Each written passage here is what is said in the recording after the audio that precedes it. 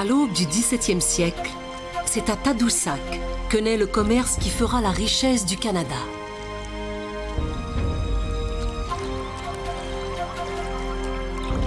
Depuis l'époque de Cartier, les pêcheurs basques et français font la traite des fourrures avec les montagnais. Pendant des années, c'est un commerce marginal.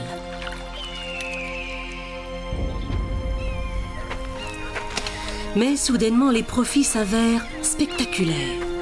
Les fourrures sont d'excellente qualité et se revendent très cher en Europe. Des hommes sont prêts à mourir, à tuer même, pour ces peaux.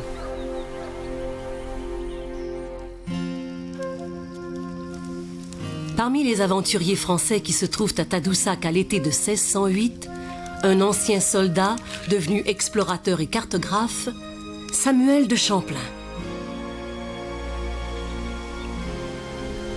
La concurrence étant devenue féroce, ses patrons lui demandent de trouver un nouvel endroit. Le pays est beau et uni.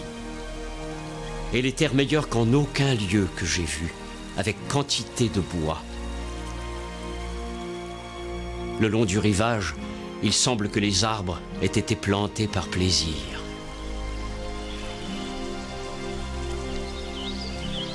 Champlain propose un plan audacieux. Établir un nouveau poste de traite en amont de Tadoussac et y passer l'hiver. Au printemps, il sera donc le premier à traiter avec les Indiens qui descendent vers Tadoussac. En juillet, il remonte le Saint-Laurent à la tête d'une centaine d'hommes. Il s'arrête à un endroit qu'il avait remarqué au cours d'un voyage précédent. J'ai cherché un lieu propre pour notre habitation. Je n'en ai point trouvé de plus commode, ni de mieux situé que la pointe de Québec, ainsi appelée des Sauvages. Le lieu était rempli de noyers. Aussitôt, j'employai une partie de nos ouvriers à les abattre pour y construire notre habitation. On élève rapidement un entrepôt et 3 grands bâtiments fortifiés.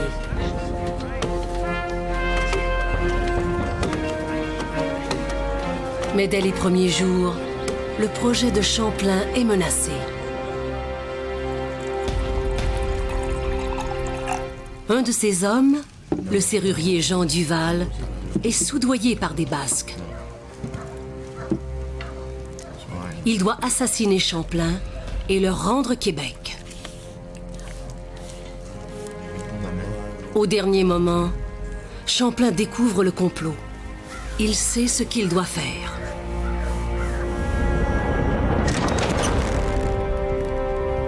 Pour servir d'exemple, Jean Duval fut pendu et étranglé.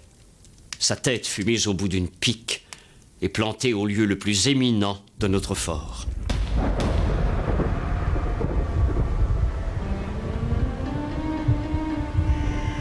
L'habitation terminée, il renvoie les ouvriers en France.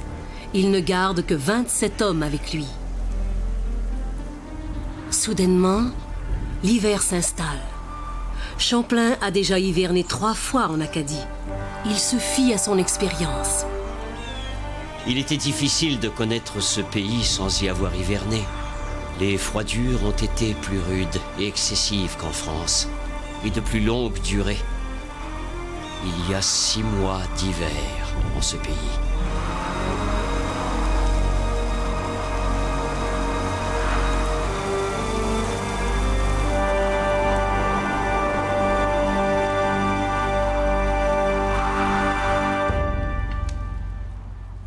Champlain croit s'être bien préparé.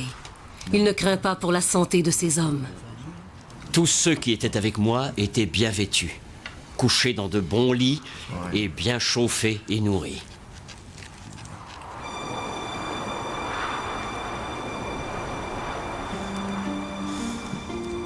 Pendant que Champlain dessine ses cartes, ses hommes attendent et attendent.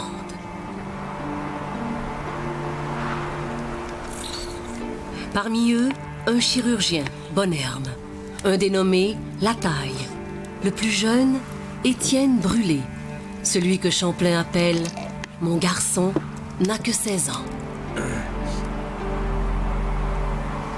L'ennui est leur pire ennemi. Ils pensent à la France.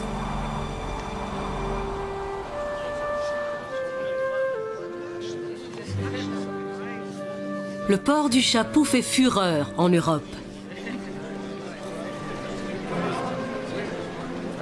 Un seul chapeau du roi représente 4 années de salaire pour un compagnon de Champlain.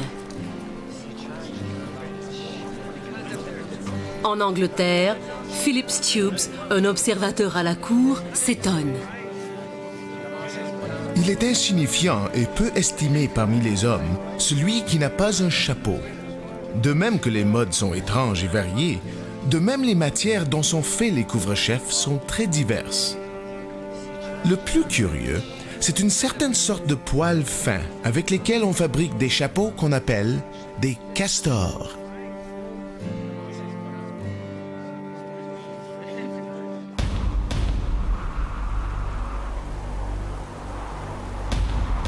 À Québec, en février 1609, la mode des castors fait ses premières victimes.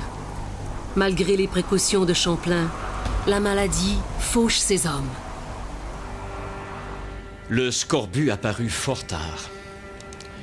Il s'attaque aussi bien à ceux qui prennent bien soin d'eux-mêmes qu'aux plus misérables. Il en fut atteint 18 et en mourut 10.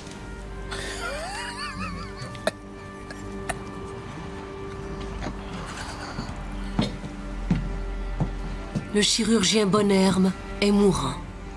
Même Champlain est atteint. Son projet tourne au désastre.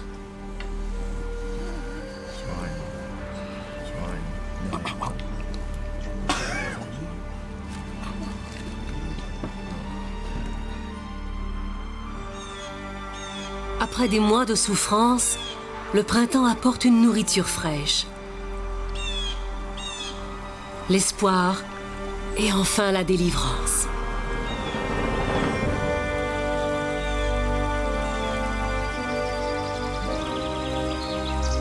C'est étrange que tant de neige et de glace, épaisse de 2 à 3 brasses sur la rivière, soient en moins de 12 jours toutes fondues. Le 8 d'avril, l'air était encore assez froid. Quelques-uns de ceux qui avaient le scorbut furent guéris.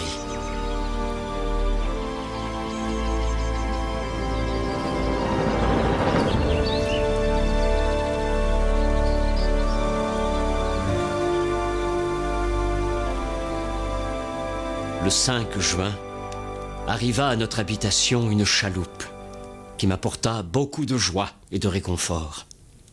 Il ne restait que 8 des 28 que nous étions, et encore, la moitié était très affaiblie. Le pari était risqué, le coût a été énorme. Ils ne sont que 8, mais les Français sont maintenant établis en Amérique. Mais le Canada appartient déjà à d'autres. Champlain aura besoin de se faire des alliés. Les Montagnais et les Algonquins vont lui apprendre les lois du commerce au Canada.